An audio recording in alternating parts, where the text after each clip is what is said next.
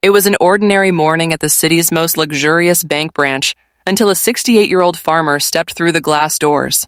His tattered straw hat, faded checkered shirt, and dusty boots made Jose Benedito seem utterly out of place in the pristine environment. When he requested a transfer of 15 million reais, the agency froze, and the manager's cruel laughter echoed through the hall. "If you've got that kind of balance, I'll pay you double," he mocked. But Eduardo Vitor, the manager, had no idea who he was dealing with, and no one anticipated what would unfold. Jose Benedito pushed open the bank's glass doors, his calloused hands betraying years of toil on his farm. The icy air conditioning clashed with the lingering warmth of the sun on his simple clothes. At 68, he'd risen early that Thursday, as he had for the past 50 years, sipped his black coffee, checked his cattle, and decided to handle a banking matter in person. His worn straw hat covered gray hair, his shirt bore the marks of honest labor, and his boots carried traces of red earth. A cheap plastic watch, unchanged for 20 years, adorned his wrist. Nothing about him screamed wealth or power, exactly how he preferred it. The other clients, dressed in sleek suits and designer heels, instinctively stepped back as Jose passed. Whispers rippled through the crowd, women clutching luxury bags, men adjusting ties with unease. The contrast was stark, a world of appearances, status, and snap judgments. From his glass-walled office, Eduardo Vitor, the 35-year-old manager, watched with a smirk. A self-proclaimed success story. Top-tier business degree, MBA abroad, imported car, and a penthouse, he wore a tailored Italian suit worth 3 months minimum wage. Another lost soul, he thought, adjusting his silk tie. To Eduardo, success was measured by bank balances, addresses, and brand names. Jose clearly had none of that. Clara Luce, the 23-year-old receptionist who idolized Eduardo, muttered to a colleague, "What a disgrace. How did they let him in?" Trained to filter the right kind of clients, she saw people like Jose as trouble. As he approached the counter, the polished marble floor amplified the scuff of his boots. Conversations hushed. Eduardo strode out, his smile cold and condescending. "Can I help you?" he asked, as if addressing a confused child. Jose removed his hat, revealing a sun-weathered face and sharp, intelligent eyes. "Good morning, young man. I need to transfer funds from my account." Eduardo barely stifled a chuckle, glancing at Clara, who hid a smirk. "Of course, sir. Your name?" "Jose Benedito." "Señor Jose," Eduardo said, his tone dripping with mockery. "How much would you like to transfer?" 15 million reais. For an investment with a brokerage. It needs to clear by 2 p.m. today." The room fell silent. Eduardo blinked, stunned. Clara choked on her breath. Clients who'd been pretending not to notice now stared openly. Eduardo recovered with a loud laugh. 15 million? If you've got that in your account, I'll pay you double. His sarcasm echoed, and Clara joined in, giggling. Other employees gathered, drawn by the commotion. To Eduardo, humiliating lesser people was sport. "Are you sure you didn't mean 15 reais? Or maybe 150? Eduardo pressed, his voice thick with disdain. Jose remained calm, accustomed to such treatment. Over decades, he'd learned appearances deceived, his own and others. "No, young man," he said evenly. "It's 15 million. Check the account." No one suspected that this unassuming farmer was the bank's majority shareholder. A storm was brewing, and Eduardo had just ignited it. To understand Jose Benedito, we must rewind 50 years to a barefoot 10-year-old boy trudging through fields that didn't belong to his family.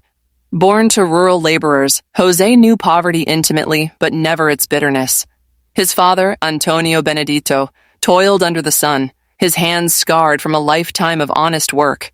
His mother, Dona Lucia, sewed late into the night by lamplight to supplement their income. Young Jose worked the fields early, but stood apart with an insatiable hunger for knowledge. While his peers played after work, Jose studied by lamplight, devouring old newspapers, borrowed books, even product labels. His rural schoolteacher, Dona Margarita, a 60-year-old educator with a passion for teaching, saw his potential. "This boy will go far," she'd say, lending him her own books, knowing he'd consume every page. At 15, Jose hitched a ride to the city, 80 kilometers away, and worked as a mason's assistant. He shared a cramped room with 3 others, worked from dawn to dusk, and studied at a free night school.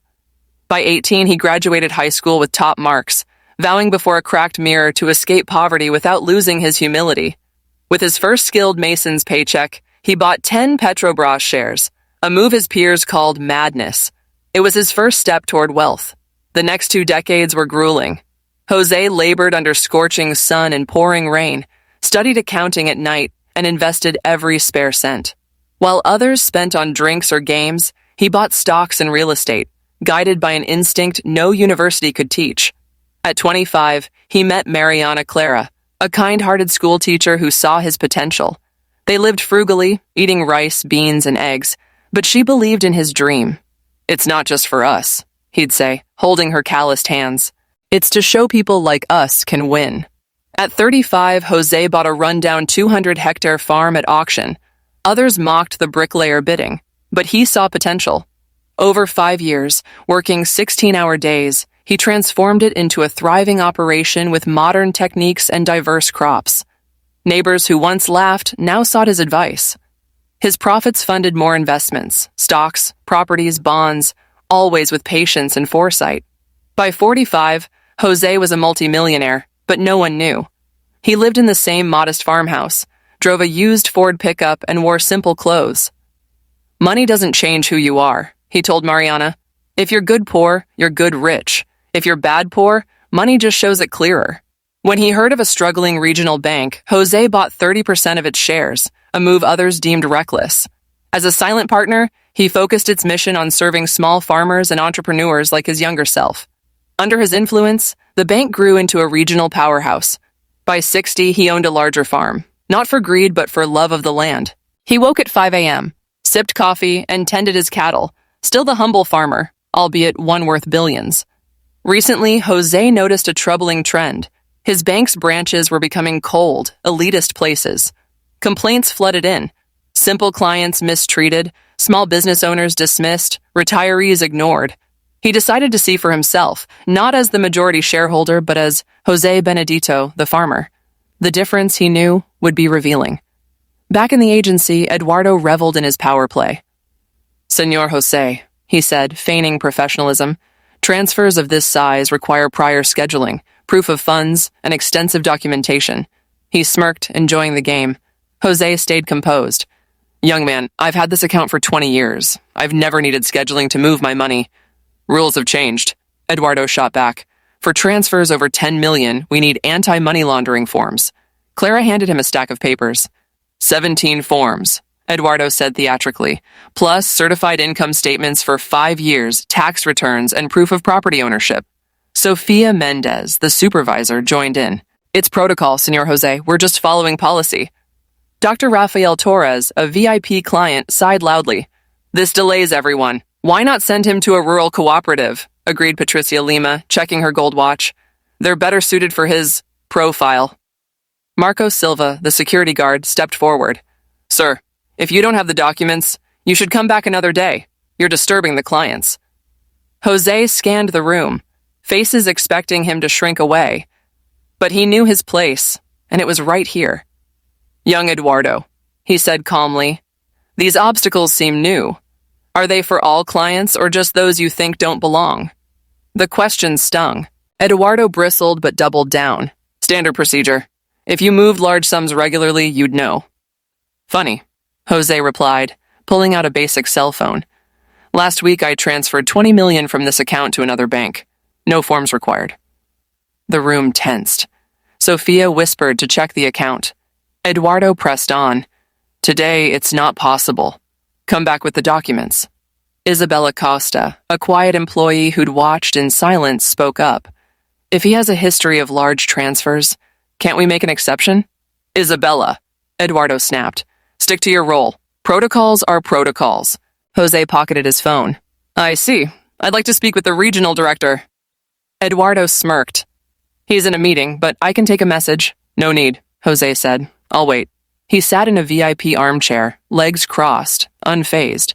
What Eduardo thought was under control was spiraling into something far bigger.